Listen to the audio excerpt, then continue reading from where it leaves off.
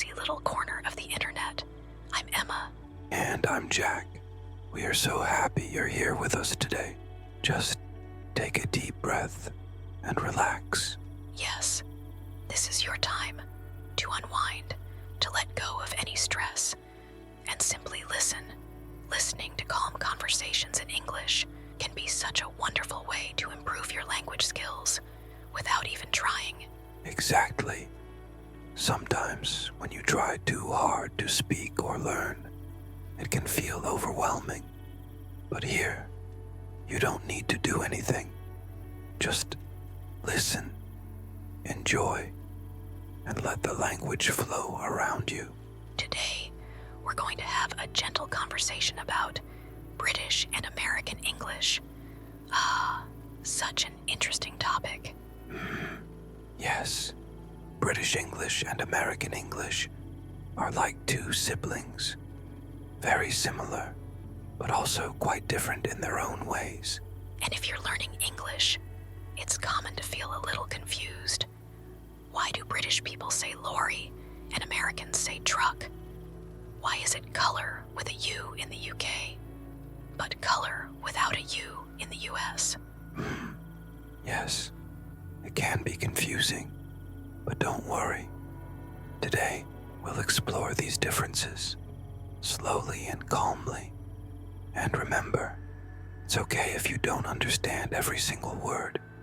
Just let the sounds wash over you.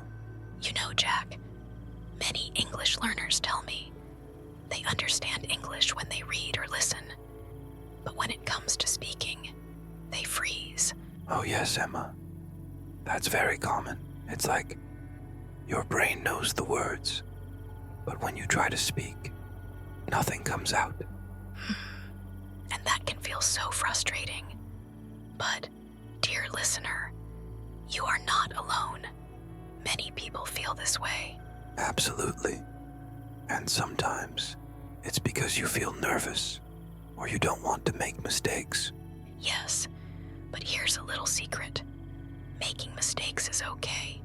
It's how we all learn. That's true, Emma. Even native speakers make mistakes. And you know, just by listening to us now, you are improving your English. Yes, you are, and we're so proud of you. So, let's begin our journey through the world of British and American English. Jack, let's start with something simple. How about greetings? Yes. Greetings. In the UK, you might hear someone say, "Hello, you all right?" Yes, that's such a British way to say, "How are you?" Yes.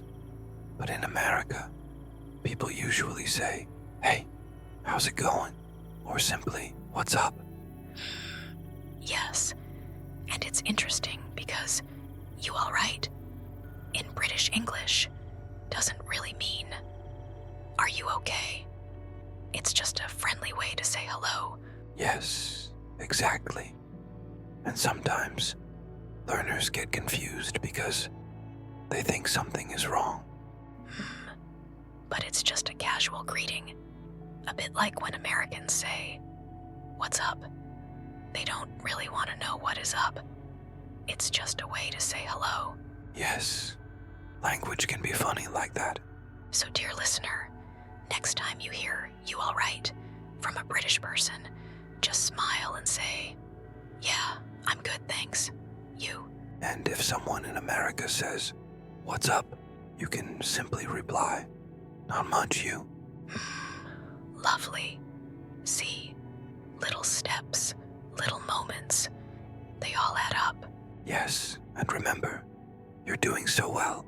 So now, let's talk about some everyday words that are different in British and American English. Emma, there are so many everyday words that are different between British and American English, aren't there? Oh yes, Jack. For example, in British English, we say biscuit, but in American English, it's cookie. That's right.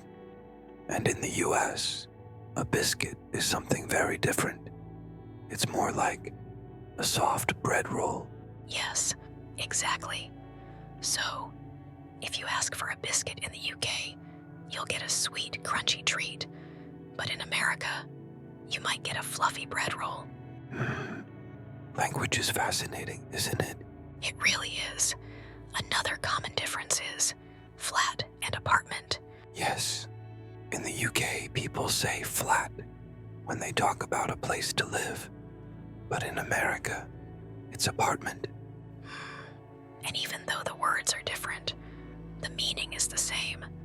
A cozy place to call home. That's right.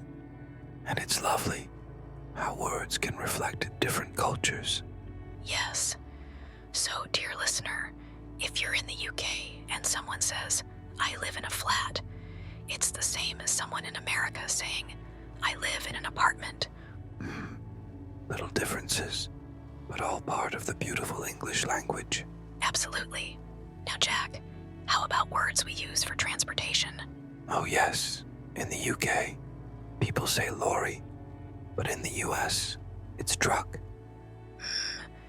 Yes, and petrol in British English is gas in American English. Exactly.